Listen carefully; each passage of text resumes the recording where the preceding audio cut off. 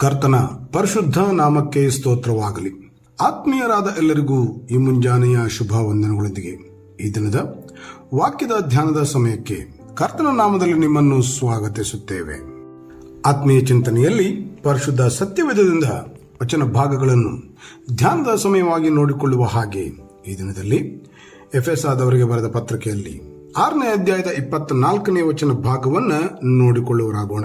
ವಚನವು ಹೀಗೆ ಬರೆದಿದೆ: ನಮ್ಮ ಕರ್ತನಾದ ಯೇಸು ಕ್ರಿಸ್ತನನ್ನು ನಿರಂತರವಾದ ಪ್ರೀತಿಯಿಂದ ಪ್ರೀತಿಸುವವರೆಲ್ಲರ ಮೇಲೆ ದೇವರ ಕೃಪೆಯು ಇರಲಿ ಎಂಬುದಾಗಿ ಬರೆಯಲ್ಪಟ್ಟಿದೆ. ನಮ್ಮ ಕಳೆದ ದಿನದ ಧ್ಯಾನದ ಸಮಯಗಳಲ್ಲಿ ದೇವರ ಕೃಪೆ ಎಂಬ ಶೀರ್ಷಿಕೆಯಲ್ಲಿ ಕೆಲವು ಅಂಶಗಳನ್ನು ಕ್ಲುಪ್ತವಾಗಿ ನೋಡಿಕೊಳ್ಳಲಿಕ್ಕೆ ಸಾಧ್ಯವಾಯಿತಲ್ಲ. ಅಪೊಸ್ತಲನಾದ ಪೌಲನು ಬರೆದಿರತಕ್ಕಂತಹ ಒಂದು ಶ್ರೇಷ್ಠವಾದ ಮಾತು. ಇಲ್ಲಿ ಪೌಲನು ತಿಳಿಸುತ್ತಿರುವಂತಹ ಸಂಗತಿ ಒಂದು ಷರತ್ತುಬದ್ಧ ಆಶೀರ್ವಾದವಾಗಿ ನೋಡಿಕೊಳ್ಳಿಕ್ಕೆ ಸಾಧ್ಯವಾಗುತ್ತದಷ್ಟೇ.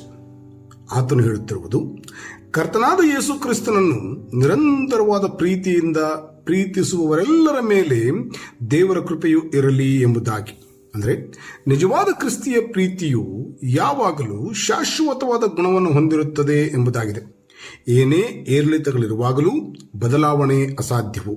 ಅಂದರೆ ಮಾಡಬೇಕಾಗಿರುವ ಕಾರ್ಯದ ಕುರಿತಾಗಿ ಪೌಲನು ಮಾತನಾಡುವವನಾಗುತ್ತಿದ್ದಾನೆ. ಒಂದು ಉತ್ತೇಜನಕರವಾದ ಮಾತಾಗಿಯೂ ನೋಡಿಕೊಳ್ಳಬಹುದಾಗಿದೆ. ಇಲ್ಲಿ ಪ್ರೀತಿ ಎಂಬ ಶಬ್ದವನ್ನು ಲಕ್ಷಿಸುವುದು ಒಳ್ಳೆಯದಷ್ಟೇ. ಇಲ್ಲಿ ಪ್ರೀತಿ ಎಂಬ ಪದವು ಒಂದು ಉನ್ನತವಾದ ಅರ್ಥವಾಗಿ ಕಾಣುವಾಗ ಅದನ್ನು ನಾಶವಾಗದಂತಹ ಎಂದೂ ಸಹ ನೋಡಿಕೊಳ್ಳಲು ಸಾಧ್ಯ. ಅಂದರೆ ನಿತ್ಯ ಜೀವಕ್ಕೆ ಸಂಬಂಧಪಟ್ಟ ಎಂಬ ಸಂಗತಿಯು ತೋರಿಸಲ್ಪಡುತ್ತಾ ಇದೆಯಷ್ಟೇ. ಇಲ್ಲಿ ನಿತ್ಯ ಜೀವ ಎನ್ನುವಂಥದ್ದು ರೋಮಾಪುರದವರಿಗೆ ಬರೆದ ಪತ್ರಿಕೆಯಲ್ಲಿ 2ನೇ ಅಧ್ಯಾಯದ 7ನೇ ವಚನದಲ್ಲಿ ಓದುವಾಗ ಹೀಗೆ ಬರೆಯಲ್ಪಟ್ಟಿದೆ: ಯಾರು ಪ್ರಭಾವ ಮಾನ ನಿರ್ಲಯತ್ವಗಳನ್ನು ಹೊಂದಬೇಕೆಂದು ಒಳ್ಳೆಯದನ್ನು ಬೇಸರಗೊಳ್ಳದೆ ಮಾಡುತ್ತಾರೋ ಅವರಿಗೆ ನಿತ್ಯ ಜೀವವನ್ನು ಕೊಡುವನು ಎಂಬುದಾಗಿ ಬರೆಯಲ್ಪಟ್ಟಿದೆ.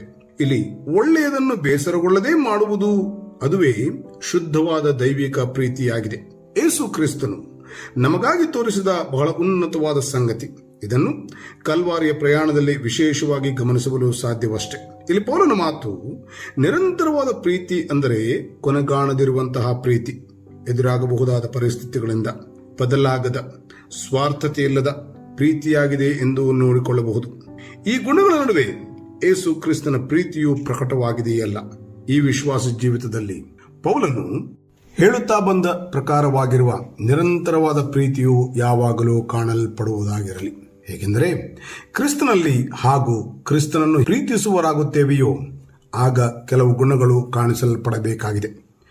ಉದಾಹರಣೆಗೆ ವಿನಯ, ಕ್ಷಮೆ, ಧೈರ್ಯ, ಸತ್ಯ, ನಿಷ್ಠತೆ ಇವು ಪ್ರಾಮುಖ್ಯವಾಗಿ ಕಾಣಬರುವಂತಹ ಸಂಗತಿಗಳು. ಆದುದರಿಂದ ನಮ್ಮ ನಂಬಿಕೆಯನ್ನು ದೃಢಪಡಿಸುವುದು ಒಳ್ಳೆಯದಷ್ಟೇ, ಶುದ್ಧತೆಯಲ್ಲಿ ಕಾಣುವುದೂ ಒಳ್ಳೆಯದಷ್ಟೇ. ಆಗ ದೇವರ ಕೃಪೆಯು ನಡೆಸಲ್ಪಡುವುದಾಗಿದೆಯಲ್ಲ. ಅಪೊಸ್ತಲನಾದ ಪೌಲನು ಈ ಎಫೆಸ ಪತ್ರಿಕೆಯನ್ನು ಪ್ರಾರಂಭಿಸುವಾಗ ಕೃಪೆ ಎಂಬ ಪದದೊಂದಿಗೆ ಪ್ರಾರಂಭಿಸುತ್ತಿರುವುದು ವಿಶೇಷವಾದ ಸಂಗತಿ. ಅದರಂತೆಯೇ ಪತ್ರಿಕೆಯ ಕೊನೆಯ ಭಾಗದಲ್ಲಿಯೂ ಸಹ ಕೃಪೆ ಎಂಬ ಪದದೊಂದಿಗೆ ಕೊನೆಗೊಳಿಸುತ್ತಿರುವುದು ಇನ್ನೂ ವಿಶೇಷವಾಗಿ ಕಾಣಬರುವಂತಹ ಸಂಗತಿ. ಪ್ರಾರಂಭದ ವಚನ 1:1 ಓದುವಾಗ ಮತ್ತು ಕೊನೆಯ ವಚನ 6:24 ಓದುವಾಗ ಪ್ರತ್ಯೇಕವಾಗಿ 2 ಸಾಲುಗಳು. 1:1 ನಿಮಗೆ ಕೃಪೆಯೂ ಶಾಂತಿಯೂ ಆಗಲಿ. ಕೊನೆಯದಾಗಿ 6:24 ಓದುವಾಗ ದೇವರ ಕೃಪೆಯೂ ಇರಲಿ ಎಂಬುದಾಗಿ ಓದುತ್ತಾ ಇದ್ದೇವಲ್ಲ. ಕಳೆದ ದಿನಗಳಲ್ಲಿ ಧ್ಯಾನಿಸುತ್ತಾ ಬಂದ ಪ್ರಕಾರ ಈ ದೇವರ ಕೃಪೆಯ ರಕ್ಷಣೆಯನ್ನು ತರುವಂತಹ ಸಂಗತಿಯಲ್ಲಿ ಸ್ವೀಕರಿಸಲ್ಪಡುವಿಕೆಯು ವೈಯಕ್ತಿಕವಾಗಿ ಕ್ರಿಸ್ತನಲ್ಲಿ ಶಾಂತಿಯನ್ನು ತರುವುದಾಗಿದೆ. ಅಂದರೆ ಕೃಪೆಯು ಯಾವಾಗಲೂ ಕ್ರಿಸ್ತನಲ್ಲಿ ತೋರಿಬಂದ ಶಾಂತಿಯು, ಪ್ರೀತಿಯು ಮತ್ತು ನಂಬಿಕೆಯಲ್ಲಿ ಒಂದೇ ಆಗಿದೆ. ಆದುದರಿಂದ ಈ ಜೀವಿತದಲ್ಲಿ ಮುಂದುವರಿಯುತ್ತಿರುವಂತಹ ದಿನಗಳು ಕ್ರಿಸ್ತನ ಪ್ರೀತಿಯಲ್ಲಿ ಹಾಗೂ ಆತನ ಕೃಪೆಯಲ್ಲಿಯೇ ಆಶೀರ್ವಾದಕ್ಕೆ ಕಾರಣವಾಗಿ ಕಂಡುಬರುವುದಾಗಿರಲಿ.